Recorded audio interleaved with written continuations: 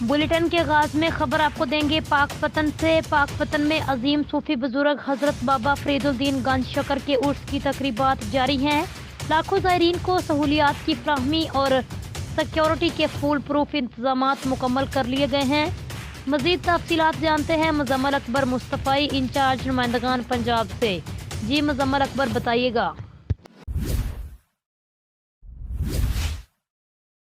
आरिफवाला में दरियाए सतलुज के मकाम पर दरियाए सतलुज में सैलाब ने तबाही मचा रखी है। दरियाए सतलुज का हिफाजती बंद टूटने और पानी का बहाव ज़्यादा होने से ज़मीनी कट का सिलसिला भी जारी है।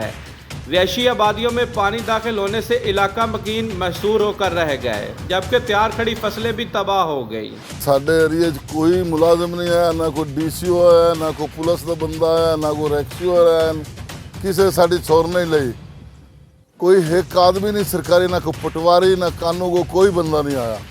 साढ़े हर शय बुड़ गई है, साढ़ा सामान लुढ़ गए, वाहियां बुड़ गई, माल साढ़े लुढ़ गए। कोई बंदा नेड़े नहीं आया जो सरकारी बंदे आ तो साड़ी छोर ली जाओ। साड़ी सारे इंतजामिया दे अगे अपील है भी असी दरिया दे विच सारा साडा फसल साड़ी सारी बुड़ गई है।